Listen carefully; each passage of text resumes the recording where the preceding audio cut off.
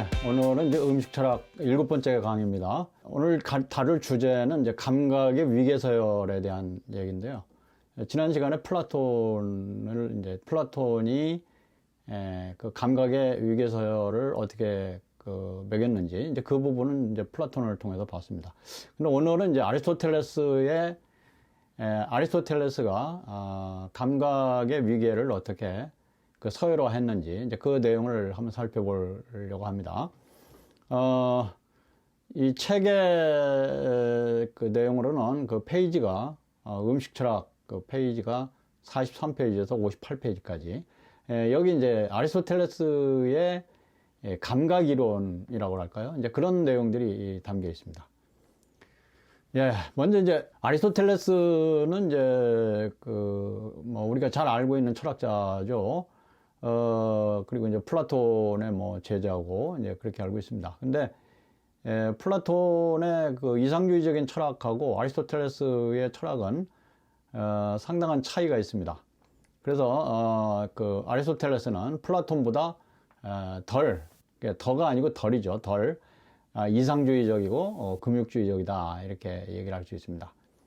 플라톤은 이제 이데아 세계가 참다운 세계고 우리가 살고 있는 이 현실 세계는 이데아 세계의 이제 그림자에 불과한 것이고 참다운 세계가 아니다 이렇게 봤던 거죠. 이데아 세계만이 이제 참다운 세계다. 그리고 그 이데아 세계는 우리가 살고 있는 현실을 초월해서 존재하는 이제 그런 것으로 생각을 했었죠. 그리고 플라톤은 그 인간이라는 존재가 영혼과 육체가 어떻게 보면 분리되어 있다 이렇게 볼 수가 있고 순수한 영혼으로 돌아가야 된다 이런 관점이기 때문에 상당히 금욕주의적이다 이렇게 볼 수가 있습니다. 그런데 아리스토텔레스는 그런 플라톤보다 덜 이상주의적이다 이렇게 말할 수 있고요. 덜 금욕주의적이다. 이제 감각의 쾌락이라든가 이런 것도 이제 어느 정도는 인정하는 이제 그런 철학자가 이제 아리스토텔레스라고 말할 수 있겠습니다. 그리고 이제 아리스토텔레스 철학의 그 중요한 특징 중에 또 한 가지가 그 과학적이라는 거죠.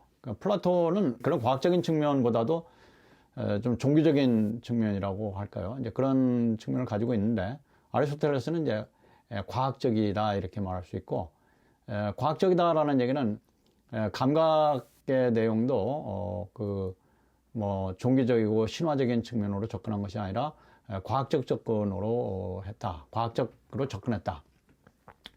그리고 이제 우리의 삶에 적용할 수 있는 그런 실용주의적인 그런 관점에서 인간의 감각을 다루고 있습니다.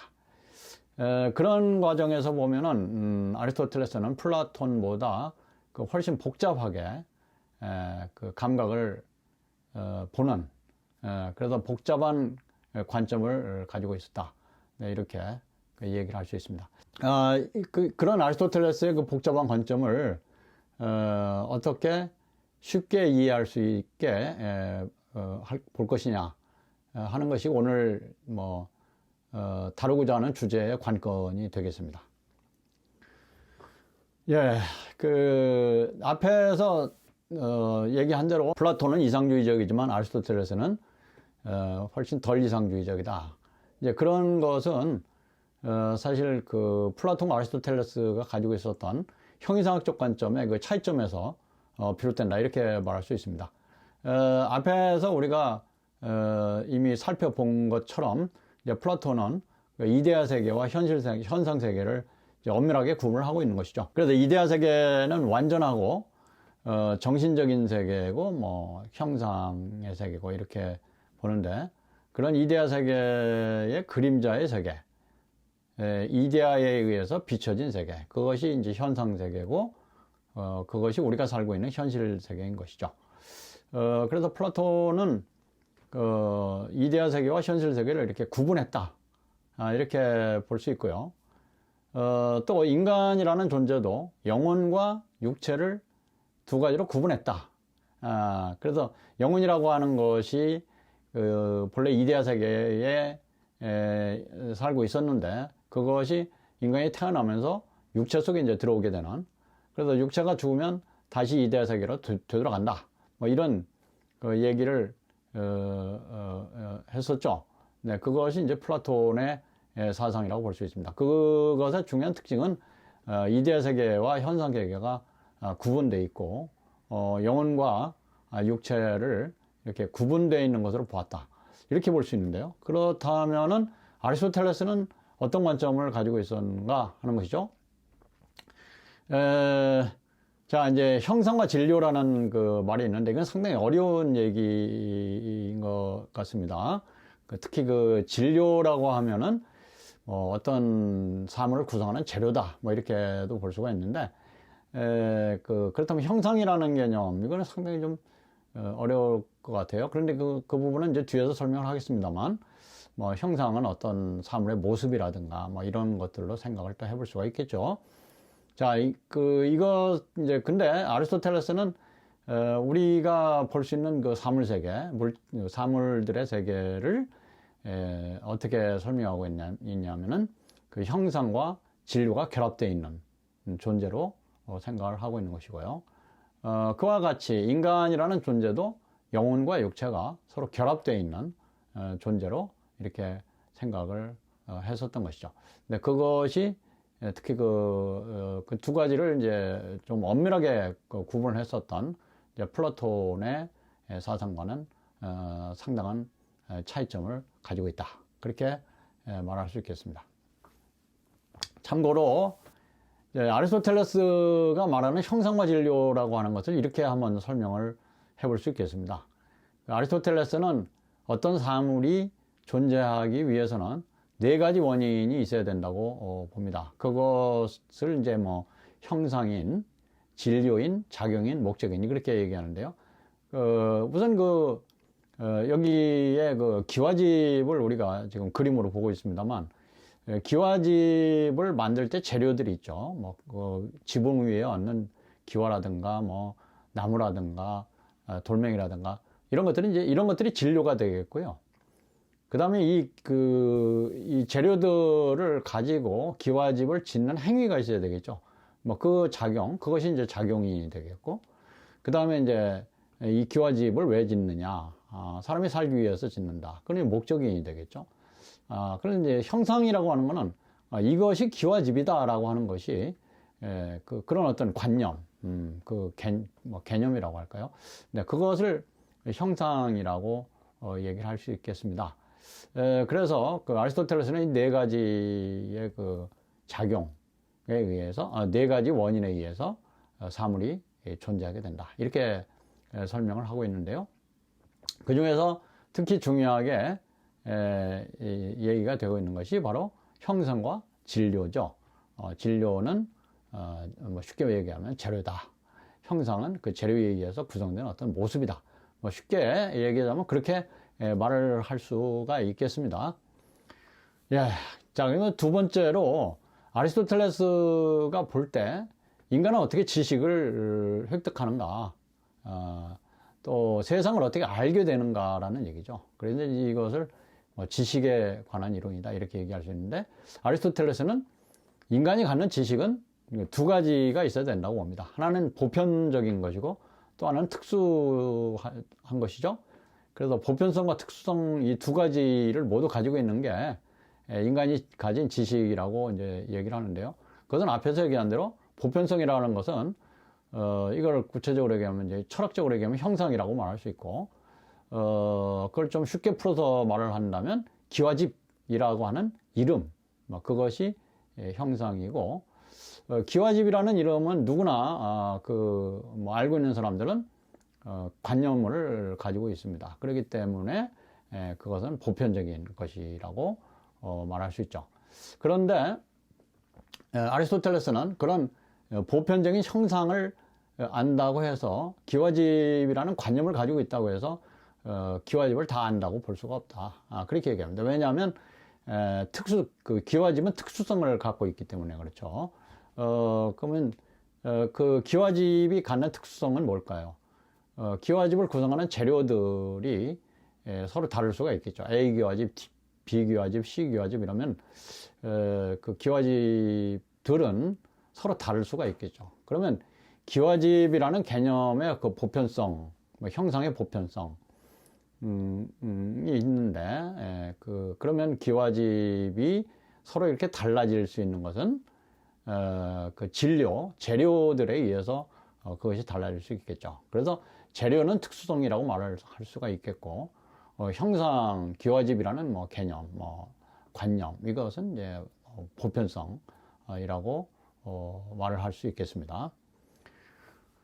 예, 그 다음에 이제 중요한 거는 그 관념은 그 기와집이라는 관념이나 개념이나 이런 거는 우리가 머릿속에서 생각을 할 수가 있겠죠. 그런데 기와집의 특수성, 기와집이 어떤 재료들로 되어 있느냐라고 하는 것은 기와집을 이렇게 직접 봐야 되겠죠. 그러면 이제 어떤 기와집은 뭐 일자로 된 기와집도 있고, 또 어떤 기와집은 기역자 기와집도 있고, 또 어떤 기와집은 뭐 디귿자로 된 기와집도 있고, 그래서 기와집들이 이렇게 천차만별하게 달라질 수가 있고, 또 나무의 그 모습이라든가 이런 것도 다 다를 수가 있겠죠. 그래서 그런 것들을 확인하는 것은 우리의 감각 경험, 다시 말해서 우리가 눈으로 본다든가 이런 걸 통해서 그런 특수한 내용들을 알 수가 있게 되는 것이죠. 자, 그러면 이제 이걸 좀 구체적으로 얘기하자면은 기와집이라는 명칭은 하나의 형상으로서 보편적인 것입니다. 그런데 이제 그 기와집이 무엇으로 되어 있느냐라고 하는 것은 A 기와집, B 기와집, C 기와집, D 기와집 뭐 이렇게 다 다를 수가 있겠죠. 그것은 특수성이라고 얘기를 할 수 있겠고요. 그것을 아리스토텔레스에서 그런 특수성은 바로 진료 내지는 재료에 의해서 이렇게 달라질 수 있다. 그리고 인간은 그런 특수성을 감각을 통해서 확인을 할 수가 있다. 근데 아리스토텔레스는 지금 얘기한 대로 인간이 어떤 지식을 갖는다라고 하는 것은 보편성으로서의 개념과 또 한 가지는 특수성으로서의 어떤 재료, 감각적인 어떤 내용들 이런 것에 의해서 그것이 말하자면은 결합이 될 때 지식이 획득될 수 있다고 보는 것이죠. 그래서 이제 한마디로 말하면 인간이 갖는 지식은 그런 보편성과 특수성의 결합이다. 또는 형상과 진리의 결합이다. 또 인간의 이성적 사유와 감각적 경험의 결합이다. 이렇게 그 얘기를 할 수 있겠습니다. 예. 그래서 이제 아리스토텔레스가 그의 형이상학이라는 책에서 말하는 것을 보면은 아리스토텔레스는 형이상학이라는 책에서 이렇게 말을 하고 있습니다. 모든 사람들이 추구하는 지식은 우리의 감각에 주어지는 쾌락과 관련이 있다. 그러니까 이런 감각적인 내용이 없이는 지식을 얻을 수가 없다고 본 것이죠. 그리고 특히 우리의 감각 중에 시각, 눈으로 보는 시각은 다른 사물들과 또 사물들의 그런 차이점을 발견할 수 있게 한다. 이 차이점이 앞에서 얘기한 그런 어떤 특수성, 뭐 이렇게 얘기를 할 수 있겠고요. 그런 차이점의 발견은 감각을 통해서 가능하다. 뭐 이런 얘기를 형이상학이라는 책에서 하고 있는 것입니다. 네.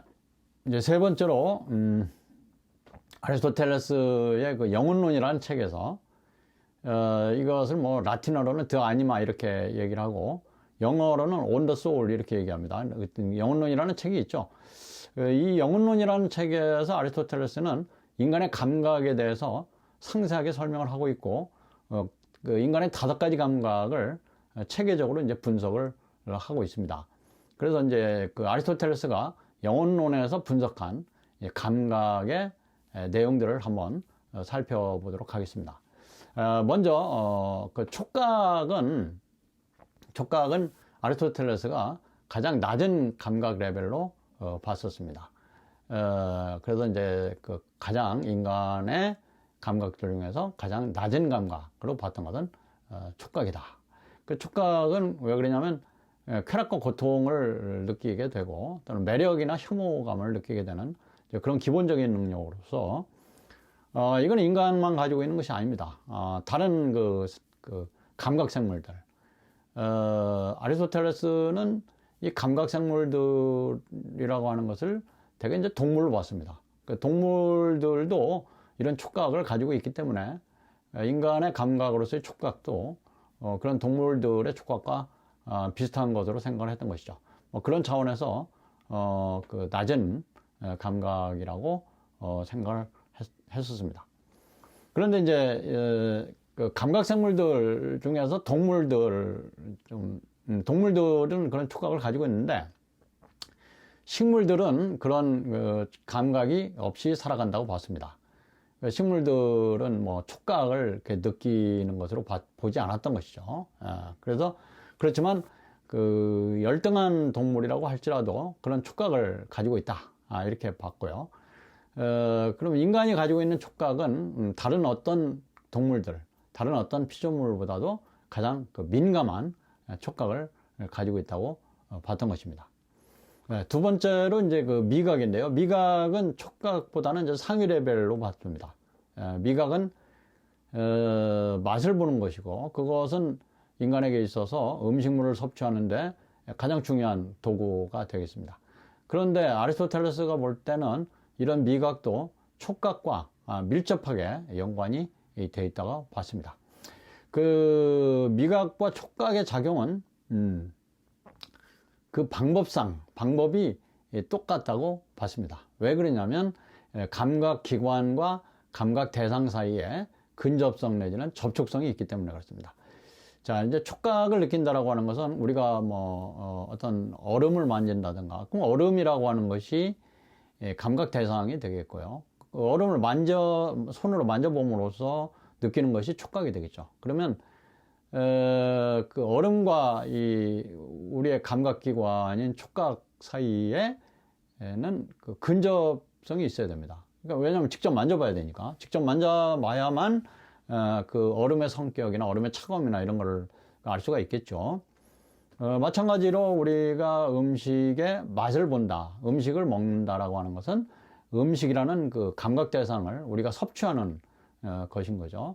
그러면 그 음식을 혀로 맛봄으로써 그 음식의 맛을 알기 때문에 그런 그 우리의 혀라는 이 혀와 입이라는 감각 기관과 음식이라는 감각 대상은 서로 근접해 있는 것이고 접촉이 되어야만 그 맛을 볼 수가 있는 것입니다.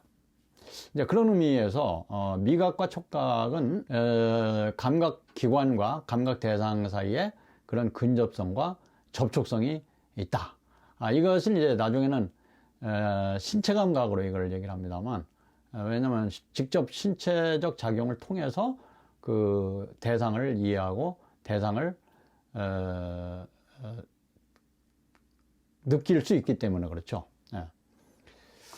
네, 그래서 이제 이거를 그 미각과 촉각을 아리스토텔레스는 접촉 감각이다. 왜냐하면 대상과의 접촉을 통해서 감각을 느끼기 때문에 그렇습니다.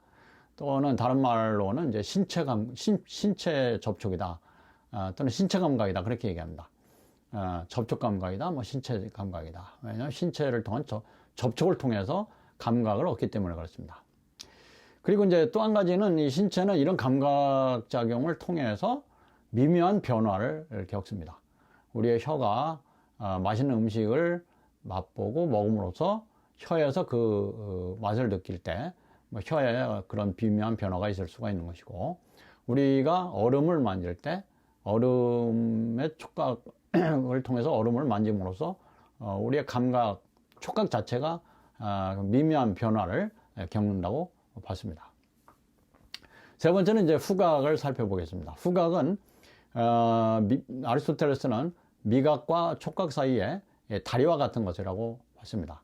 왜 그러냐면 후각은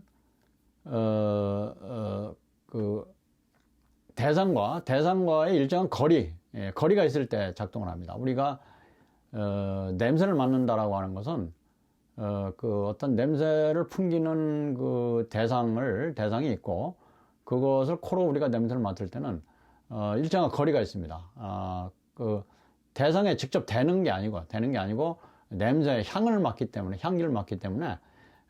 그 일정한 거리가 있죠. 너무 거리가 멀면 향기를 느끼지 못하겠죠. 예.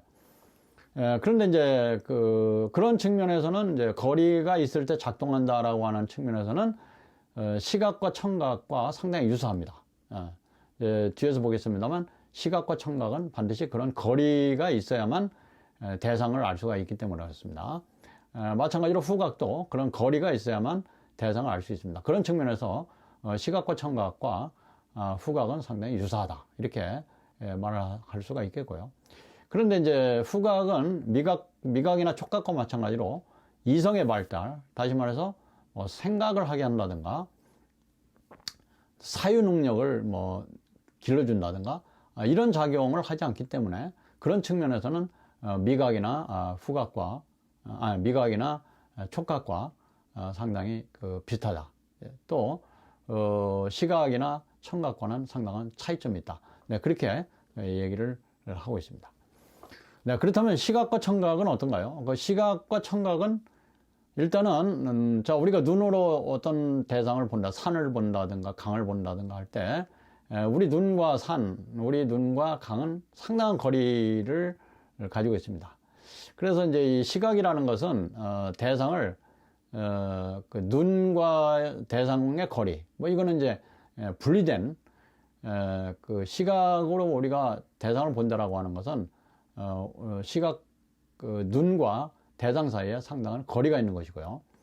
그 다음에 이제 또 한 가지는 신체와 분리된 매개 기능을 하는 것이 있어야만 대상을 볼 수가 있습니다. 예를 들어서 빛이 있어야만, 빛이 매개체가 돼서 대상을 우리가 볼 수 있게 되는 것입니다.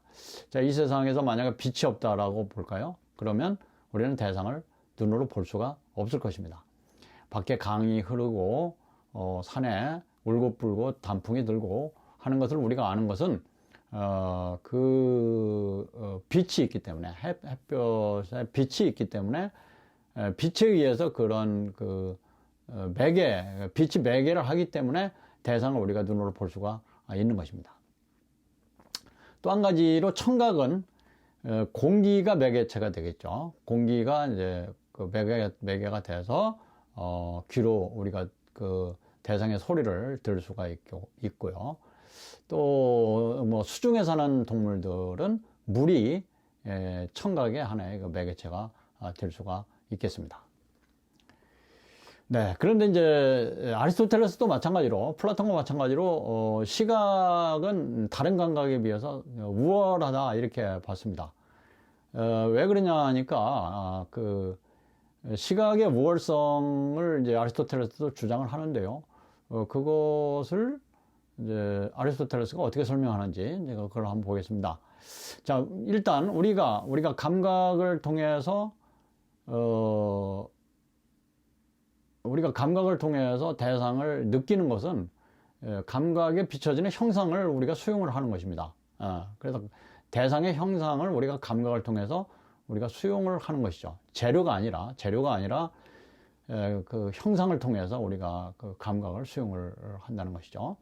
그럼 예를 들면 미각은 우리가 맛을 본다라고 하는 것은 음식의 맛을 느끼고 수용하는 것인데, 예를 들면 커피의 맛을 우리가 본다 이렇게 봤을 때 커피의 재료가 우리가 커피의 재료 자체를 맛보는 게 아닙니다.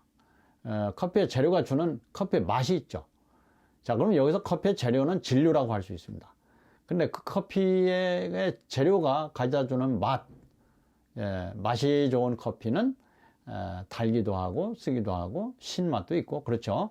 그렇다면 이 맛은 형상이라고 볼 수가 있겠습니다. 그러면 우리가 커피의 맛을 본다라고 하는 것은 커피의 재료 자체가 아니라 커피의 재료에 의해서 우리에게 수용되는 형상을 수용하고 있는 것이죠. 네, 그런 의미로 생각을 해볼 수가 있습니다. 또 마찬가지로 후각도 대상이 주는 냄새를 맡습니다. 이때 대상은 진료가 되겠고요. 냄새가 형상이 되겠죠. 자, 우리가 꽃의 냄새를 맡을 때 꽃을 이루고 있는 재료들은 진료가 되겠고요. 그 꽃이 향기를 풍겨서 우리가 꽃의 향기를 맡는 것은 꽃의 향기라는 형상을 우리가 수용을 하는 것입니다. 마찬가지로 음식의 구수한 이제 냄새를 우리가 맡는다. 그러면 음식에 어떤 재료가 되어 있다라고 하는 것은 진료라고 할 수 있는데, 그 진료가 맡는 형상, 뭐 구수한 맛, 구수한 냄새, 이것이 이제 형상이 되겠죠. 그렇다면 우리가 음식의 구수한 냄새를 코로 냄새를 맡는다라고 하는 것은 그 음식이 갖고 있는 구수한 냄새이기 때문에 형상을 맛보는 것입니다.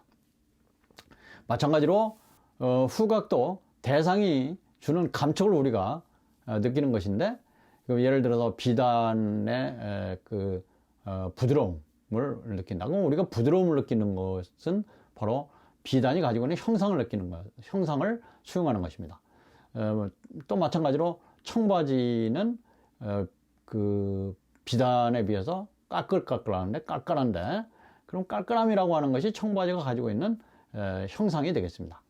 그러면 우리가 감각을 통해서 수용하는 것은 대상이 가지고 있는 또는 진료가 가지고 있는 대상이 가지고 있는 형상이지 진료 그 자체가 아니다라는 것입니다. 근데 문제는 시각은 관찰자가 대상을 바라볼 때 앞에서 본 것처럼 거기에는 어떤 거리가 있고요. 그 다음에 대상과 관찰자는 분리되어 있습니다. 직접 이렇게 맞닿아 있진 않죠. 저 하늘에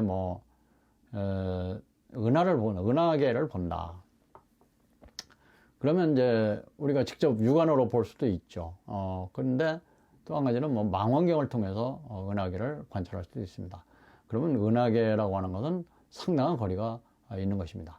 근데 이런 거리감이 있기 때문에 대상을 보다 면밀하게 살펴볼 수가 있고, 보다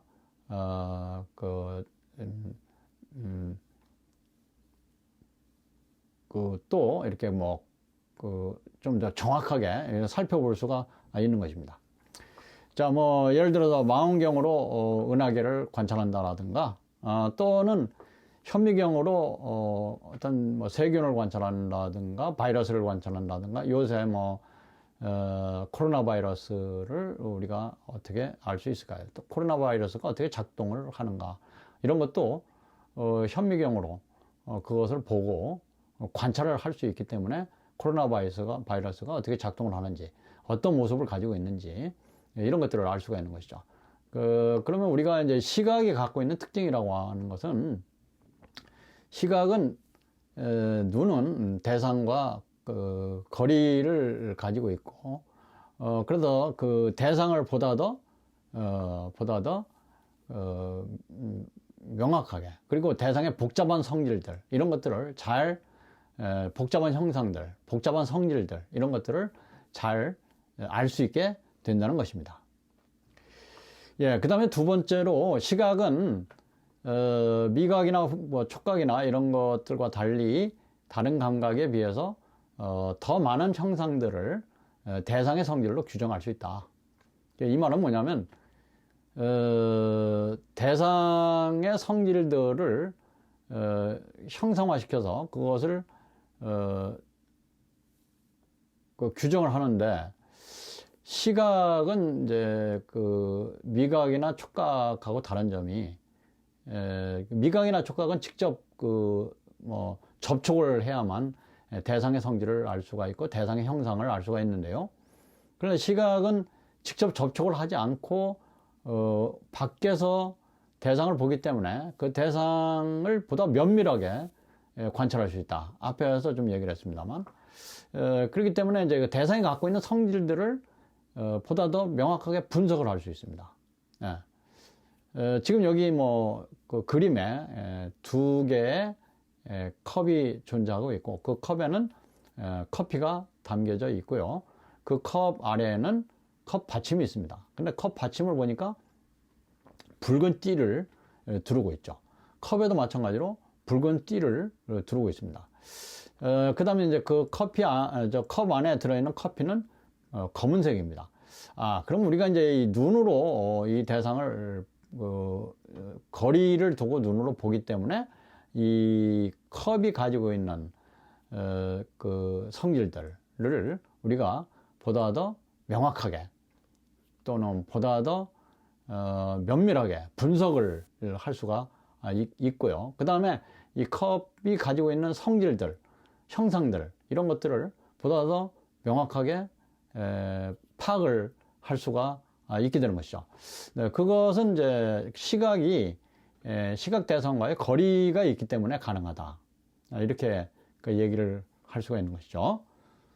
네, 그래서 이제 미각과 촉각, 시각을 우리가 이제 구분해 보면 그 미각을 통해서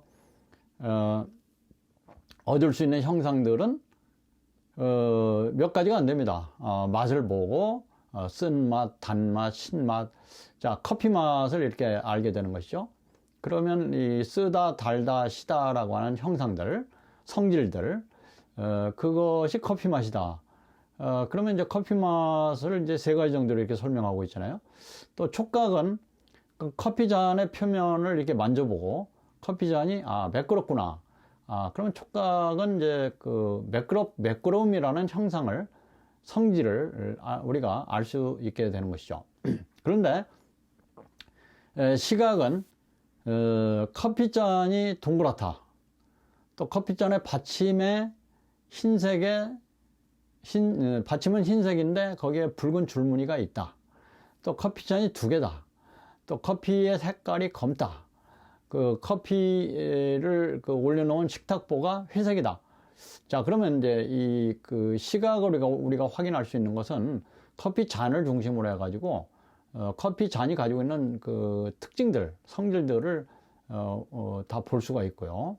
또 구분을 할 수가 있고, 이것이 한 개인지 두 개인지도 구분을 해볼 수가 있고, 또 식탁보가 뭐 회색인지 이런 것까지 이제 알 수가 있기 때문에 그 성질들을 이렇게 보다 더 여러 가지로 명확하게 구분을 할 수 있게 된다는 것이죠. 자, 이것이 이제 시각이 갖고 있는 특징입니다.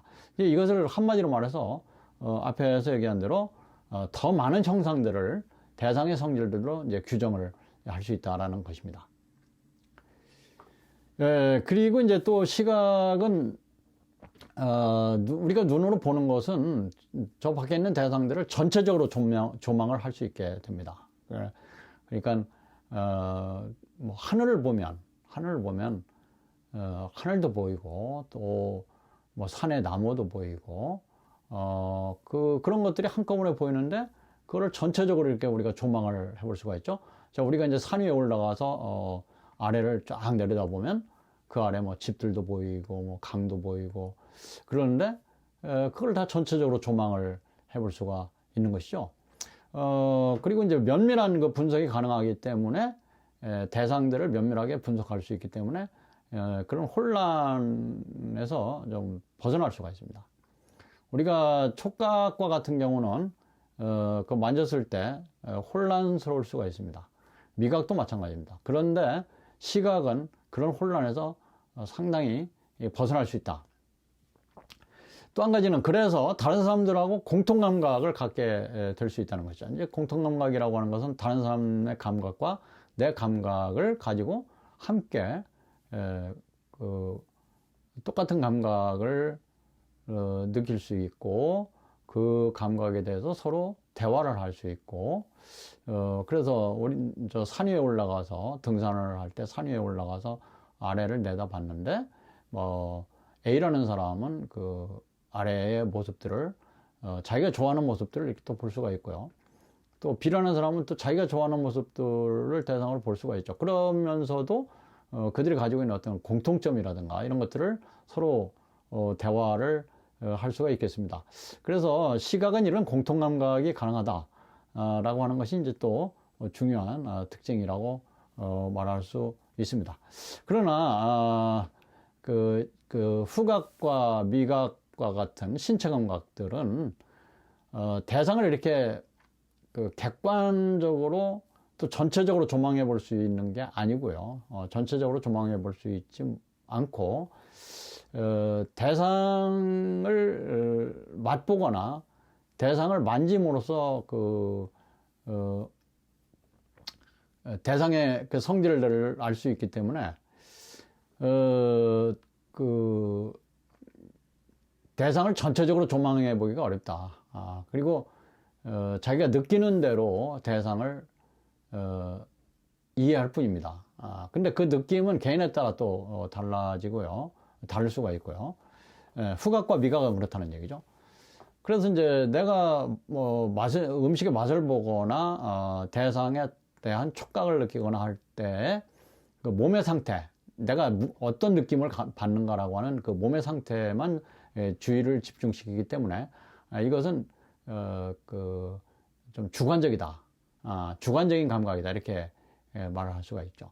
근데 앞에서 이제 시각은 그것이 아니라 대상을 함께 바라보면서 대상에 대해서 같은 공통 감각을 느낄 수가 있기 때문에 좀 객관적이다. 이렇게 말을 할 수 있습니다. 네 번째로는 미각과 촉각은 인간을 미혹시키기가 쉽다. 물론 뭐 시각도 그런 미혹에 빠지지 말라고 하는 것은 없습니다만, 빠지지 말라는 법은 없습니다만은, 특히 미각과 촉각은 우리가 그 미각과 촉각의 미혹에 빠지기가 쉽다라는 얘기죠. 자, 그래서 이제 아리스토텔레스가 볼 때 그 미각과 촉각의 신체 감각은 인간을 유혹에 잘 빠뜨리게 하는 이제 그런 것이다. 그런데 그 시각과 청각도 시각과 청각은 이제 앞에서 얘기한 대로 거리 감각이죠. 어떤 거리를 두고 보기 때문에 거리 감각이라고 해서 그런 그 잘못에 빠지지 않느냐, 그건 아닙니다. 그래서 이제 시각과 청각은 망상에 빠질 수 있다. 잘못 보면 잘못된 생각을 갖게 되기가 쉽다는 것이죠. 잘못 볼 수가 있고 잘못된 생각을 가질 수가 있다라는 얘기입니다. 그래서 이제 시각과 청각도 마찬가지로 잘못 사용을 하게 되면은 질적으로 낮아질 수 있다. 그래서 삶을 질적으로 낮게 할 수 있다는 것이죠. 자, 예를 들었습니다만 우리가 전쟁터의 뭐 전투 장면 같은 거를 볼 수가 있습니다. 그럴 경우에 만약에 내가 전투에 참가했다. 그런데 총으로 어떤 사람을 쐈는데 그 사람이 적이 아니라 아군일 수도 있습니다. 내가 아군을 적으로 잘못 본 것이죠. 그러면 시각은 그렇게 그 대상을 잘못 볼 수가 있기 때문에 그런 위험성을 가질 수가 있다는 것이고요. 잘못된 생각에 빠질 수가 있다는 것입니다. 그런데 이제 문제는 시각에 비해서 미각이나 촉각에서의 쾌락, 이것은 더 위험하다 이렇게 얘기합니다. 미각이나 촉각은 몸의 변화를 일으킵니다. 그리고 언제나 쾌락이나 고통을 동반하게 됩니다. 우리가 맛있는 음식을 먹으면 쾌락을 느끼게 되겠고요. 먹지 못하는 것을 잘못 먹게 되면 고통을 느끼게 되겠고요. 자, 그렇기 때문에 우리가 미각이나 촉각을 통해서 느끼는 감각들은 우리 몸에 변화를 주고 고통을 주기도 하고 쾌락을 주기도 합니다. 또 미각은 미각의 그 쾌락에 빠지면, 그러니까 이제 우리가 뭐 먹는 것의 쾌락이죠. 맛있는 것을 맛이 있어서 계속 그걸 먹었다. 그러면은 뭐 과식을 할 수도 있고, 또 우리가 술을 좋아하게 되면 과음을 할 수도 있고, 그래서 이제 폭식을 하게 되거나 과음을 할 수 있는 그러한 위험성, 그것은 이제 미각이 갖고 있는 쾌락의 위험성이라고 볼 수가 있죠. 또 촉각은 촉각, 피부의 접촉이죠. 그거는 성적 방탕에 빠질 수 있다. 그런 위험성을 가지고 있다. 네, 그렇게 얘기를 합니다. 근데 아리스토텔레스는 이제 미각과 촉각의 쾌락이 가져다 줄 수 있는 그 위험성을 지적을 하면서, 그것을 상당히 경계를 하고 있죠. 그래서 이 먹는 것과, 먹는 것의 쾌락과 섹스의 쾌락, 그런 것은, 인간을 인간답지 못하게 한다. 그래서 그런 선택을 하는 사람은 짐승으로 태어난 존재나 뭐 다를 바가 없다. 뭐 이렇게 얘기하는 게 아리스토텔레스가 한 얘기입니다. 그래서 이제 뭐 니코마코스 윤리학이라든가 뭐 에우다이모니아 윤리학이라든가 이런 데서 이제 그런 아리스토텔레스는 이제 그런 얘기를 하고 있는 것이죠. 그래서 그 미각이나 촉각이 가져다 줄 수 있는 쾌락의 위험성, 그것을 상당히 경계하고 있는 것을 이제 볼 수가 있습니다. 그래서 아리스토텔레스가 주장을 했던 것이 이제 중용 이론입니다. 중용이라고 하는 것은 한마디로 이제 뭐 중심을 지키라는 얘기죠. 너무 지나쳐도 인간에게 안 좋은 거고, 너무 부족해도 뭐 인간에게 안 좋은 것입니다. 예를 들어서 음식을 먹을 때 너무 많이 먹게 되면, 너무 과식을 많이 하게 되면 뭐 살이 찐다든가, 그래서 뚱뚱해질 수가 있고, 또 너무 적게 먹으면 몸이 허약해질 수가 있죠. 그건 다 중용이 아닙니다. 또 너무 극단적으로 전혀 먹지를 않게 되면 사람이 죽게 되겠죠. 그러면 이제 중용을 지킨다라고 하는 것은 자기에게 적합하게 음식을 먹더라도 적합한 정도의 음식을 먹어야 된다. 뭐 이게 이제 중용이라고 말할 수가 있겠습니다. 그래서 이제 뭐 아리스토텔레스가 지적하는 것처럼 적절한 양의 음식을 먹고 중용을 지키는 것이 뭐 사람을 이롭게 한다, 이렇게 봤던 것이고요. 그런데 이제 한 가지 아리스토텔레스가 지적한 것을 보면은 이 양극단의 그 중용을 지킨다라고 하는 것은 모든 사람에게 똑같이 그게 적용될 수가 없다라고 하는 것입니다. 그럼 아리스토텔레스가 예를 들은 것은 레슬링 선수 밀로의 그 예를 들고 있습니다. 밀로라는 사람은 레슬링 선수이기 때문에 육체적인 운동을 하고 있는 것이죠. 그래서 이제 육체 운동을 많이 하기 때문에 많은 양의 음식을 먹어야 그거를 자신의 육체를 보존할 수 있고 또 운동을 잘 할 수 있게 되겠죠. 그렇다면 밀로의 중용의 기준은 일반인들의 중용의 기준과 좀 다르겠죠. 그래서 밀로가 좀 많이 먹었다고 해서 그것이 중용을 지키지 못한 것이냐? 그건 아닙니다. 왜냐하면 육체적 운동을 많이 하기 때문에 그만큼 많이 먹어도 된다는 얘기죠. 근데 일반인들이 그런 육체적 운동을 많이 하지 않으면서 밀로처럼 먹게 되면 그거는 중용을 지키지 못하는 것이 되겠습니다. 그래서 이 중용의 기준이라고 하는 것, 그것은 사람마다 다 다를 수 있다 라는 얘기죠. 그래서 어찌됐거나 먹고 마시는 것에서 그 아리스토텔레스가 강조하고 있는 것은 살에 깊은 절제가 필요하다. 자기 절제를 잘 할 수가 있어야 된다라는 얘기입니다. 네, 이제 다섯 번째로 그렇다면 시각과 청각은 인간에게 있어서 왜 그것이 우월한 감각인가라고 하는 것입니다. 시각과 청각이 우월하다, 뭐 다른 감각에 비해서 우월하다 이렇게 얘기하는데 그것이 우월한 이유는 그럼 뭐냐 하는 얘기죠. 그것을 한 세 가지 정도로 이제 살펴볼 수 있습니다. 첫째로 이제 시각과 청각은 어떤 특징을 갖느냐라는 것입니다. 그래서 이제 그 특징 중에 첫 번째가 이제 앞에서도 좀 얘기를 했습니다만 거리를 조작할 수 있다는 얘기입니다. 그래서 눈과 눈으로 보는 대상 사이의 거리가 조절이 될 수가 있다는 얘기예요. 다시 말해서 멀리 볼 수도 있고 바로 앞에 것을 볼 수도 있고 망원경으로 멀리 은하계를 볼 수도 있지만 현미경으로 바로 앞에 있는 것을 볼 수도 있습니다.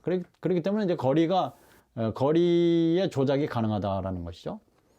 또 한 가지는 이 시각은 우리의 신체 안에 것을 느끼는 것이 아니라 신체 밖의 대상에 우리의 주의를 돌릴 수가 있다는 얘기입니다. 우리가 눈으로 보는 것은 내 눈 밖에 있는 것을 보게 되는 것이죠. 그러니까 우리의 신체의 밖에 있는 것을 보는 것이고 밖에 있는 것에 주의를 돌릴 수가 있습니다. 그래서 어떤 것이 특이한 것이 있으면 그것을 자세히 볼 수도 있고 또 뭐 예쁜 꽃이 있으면 그걸 좀 상세히 볼 수도 있고 단풍이 예쁘게 들었으면 그것을 보면서 즐기기도 하고 그러면 이제 단풍의 주위를 돌려서 보는 것이고 꽃의 주위를 돌려서 보는 것이겠죠. 그것은 다 우리 신체 밖의 대상입니다. 그러면 이제 한마디로 이 시각은 신체 밖의 대상을 지각 대상으로 보고 있는 것이고요. 또 한 가지는 그 신체 밖의 대상을 거리를 조절해 가면서 볼 수 있다라는 것이 이제 시각이 갖고 있는 특징입니다. 이제 그런데 그 미각이나 촉각이나 후각과 같은 것은 거리 조작이 이제 어렵습니다. 이제 그 점에서 이제 시각과 다른 점이고요. 그래서 이 미각은 입으로, 촉각은 뭐 손끝으로, 후각은 코의 통로에 위치해서 몸 안에서 경험된다. 여기서 중요한 거는 미각이나 촉각과 후각은 우리의 몸 안에서 경험되는 것이지만 시각은 우리 몸 밖의 것을 경험하는 것입니다. 그 점에서 이제 차이가 있는 것이고요. 그 다음에 이제 이 미각이나 촉각이나 후각은 몸 안에서 우리가 느껴지는 대로 경험할 수밖에 없습니다. 예. 몸 안에서 우리에게 느껴지는 대로 맛이 좋은지 뭐 맛이 쓴지 느껴지는 대로 경험할 수밖에 없는 것이죠. 뭐 촉각도 마찬가지고요. 어떤 것이 깔깔한지 부드러운지 느껴지는 대로 이제 경험할 수밖에 없는 것이죠. 그래서 이제 뭐 쾌락을 느끼기도 하고 고통을 느끼기도 하는데 고통을 느낄 때 그것은 우리 몸 안에서 그런 고통이 일어나게 되는 것입니다. 그래서 이제 이런 것을 그 미각이나 촉각과 후각을 우리는 뭐 몸의 중심부 감각이다. 몸의 중심부 감각이다. 우리 몸의 중심에서 일어나기 때문에 그런 감각들이 그것을 이제 몸의 중심부 감각 내지는 우리 신체 안에서 일어나기 때문에 뭐 신체 감각이다. 이렇게 얘기를 하고요. 그리고 이제 그 감각의 정도, 그러니까 미각이나 촉각이나 후각의 감각의 정도는 개인에 따라 다 각기 다를 수가 있다는 것이죠. 예를 들면 이제 뜨겁게 끓인 그 콩나물국을 어린아이가 맛을 보게 된다면 그 어린이는 콩나물국을 마셨을 때 뜨겁다고 느낄 겁니다. 그런데 할아버지가 그 콩나물국을 먹었을 때는 시원하다 하고 드십니다. 그렇다면은 똑같은 콩나물국이라고 할지라도 어린아이가 느끼는 것하고 할아버지가 느끼는 것은 이렇게 달라질 수가 있다는 것이죠. 그러면 맛의 감각도 맛의 감각은 이와 같이 그 개인에 따라 상대적으로 차이를 가질 수가 있다는 것입니다. 자, 그러면 이런 그 주관성, 상대성을 갖는 것은 미각이나 촉각이나 후각이라고 볼 수 있습니다. 그런데 이제 그 시각이나 청각은 특히 시각은 앞에서 본 대로 이제 공통 감각을 가질 수 있기 때문에 어떤 객관성을 가질 수 있다. 또는 보편성을 가질 수 있다. 이렇게 얘기를 할 수가 있는 것이죠.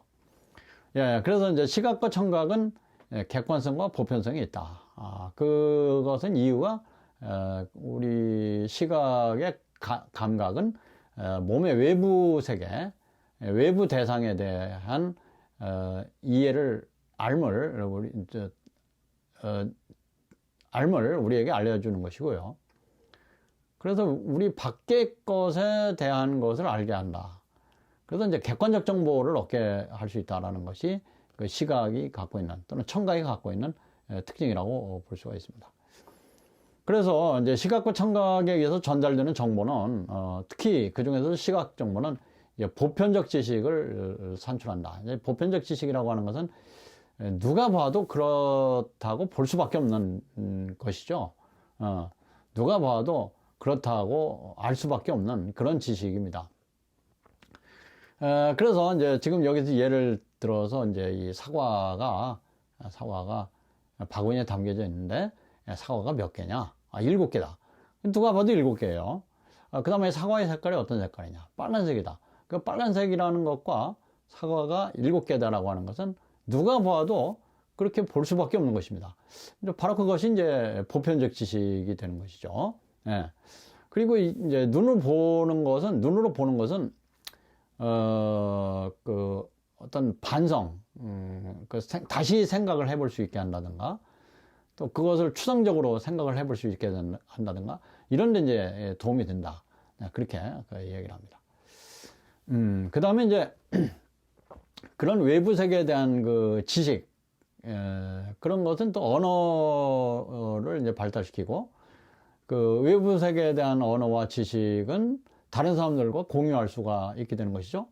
그래서 이제 그 공통성, 이런 공유, 이런 것이 바로 그런 보편성과 그 객관성의 그 특징이라고 말할 수 있습니다. 그런데 그 미각이나 촉각은 그런 그 보편성과 객관성을 갖기가 어렵습니다. 왜냐하면 신체로 직접 느껴야 되기 때문에 지금 여기서 내가 느끼는 대로 알 수밖에 없는 것이죠. 그래서 이것은 앞에서 얘기한 대로 특수성, 개인에 따라 달라질 수밖에 없고,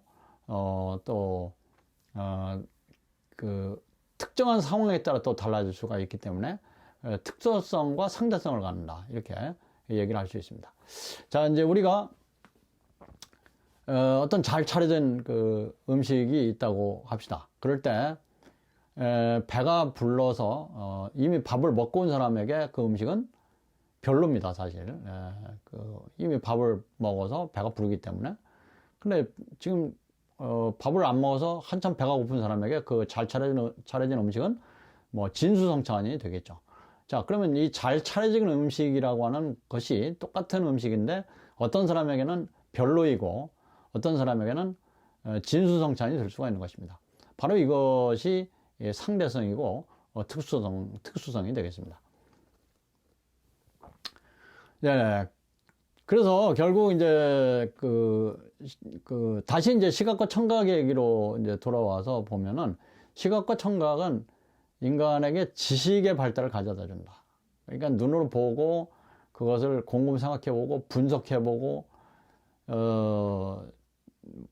뭐 이럴 수 있는 게 시각이죠. 밖에 산 위에서 아래를 내려다 보면서 어디에 집들이 있고 어디에 나무가 많고 그 나무는 어떤 나무고 또 그 옆에는 또 어떤 나무가 있고 나무 옆에는 어떤 또 뭐 절이 있고 또 멀리 보니까 또 강이 보이고 이게 이제 그런 대상들에 대한 이해, 그래서 지식의 발달을 이제 가져다 줄 수가 있다. 그래서 그리고 이제 그 보는 것을 또 생각을 하죠. 보고 생각하고 하는 것이 가능하기 때문에 우리의 지성적인 능력과 시각은 협력이 가능하다. 그래서 이제 그런 것이 이제 지식의 발달을 가져다 준다, 이렇게 얘기하는 것입니다. 그래서 시각은 가장 발달된 지적 감각이다, 그렇게 얘기를 하는 것이죠. 또 시각이나 청각은 모방을 가능케 합니다. 모방은 다른 사람의 행동을 따라 할 수 있게 된다든가, 이런 것이죠. 그럼 예를 들어서 어떤 사람이 도덕적 행동을 했을 때, 도덕적으로 좋은 행동을 했을 때, 그것을 듣거나 보거나 해서 그것을 모방을 함으로써 나도 도덕성이 발달하게 될 수가 있습니다. 자, 예를 들어서 어떤 사람이 선행을 했어요. 선행하는 것을 뭐 TV를 봄으로써 나도 그런 선행을 할 수가 있다. 만약 내가 돈이 많은 사람이라고 합시다. 그럴 때 TV를 보니까 어떤 사람이 기부금을 많이 냈다. 그래서 몇백억씩 기부를 하는 사람도 있죠. 전 재산을 자신의 전 재산을 기부를 하는, 뭐 이런 것을 TV를 보고 이제 우리가 알게 되는데, 그걸 이제 모방을 할 수 있습니다. 만약에 내가 돈이 많은 사람이라면 그런 사람처럼 나도 내 욕심만 차리지 않고 저렇게 사람을 도와주는 게 좋겠구나. 그러면은 그런 다른 사람의 행동, 다른 사람의 도덕적 행동을 눈으로 보거나 귀로 들음으로써 나도 그런 도덕적인 행동을 모방을 할 수가 있게 되는 것입니다. 자, 그런데 그 미각이나 촉각은 뭐 그런 모방도 어렵고요. 또 내가 아무리 좋은 음식을 먹는다고 할지라도 그것이 도덕성의 발달로 이어지지는 못하는 것입니다. 예, 그래서 이제 그런 차원에서 시각과 청각은 이제 인지적이다. 우리의 지적 능력과 관련이 깊고요. 또 도덕적인 능력과 관련이 깊습니다. 그래서 우리의 지식을 발달시키고 도덕성을 발달시키는 것이 시각과 청각이고, 그렇기 때문에 이제 시각과 청각은 그 다른 감각들에 비해서 고차원적인 감각으로 생각을 했던 것이고요. 반면에 미각과 촉각은 신체 감각, 우리의 신체 안에서 일어나는 감각으로서 시각과 청각에 비해서 저급한 것으로 생각을 했던 것이 아리스토텔레스의 생각이었던 것입니다. 네. 예, 이 내용들에 대해서 여러분들이 뭐 토의할 문제나 또 생각한 것이 있으면 같이 한번 공유를 했으면 좋겠습니다. 네, 오늘 강의는 여기까지 마치도록 하겠습니다.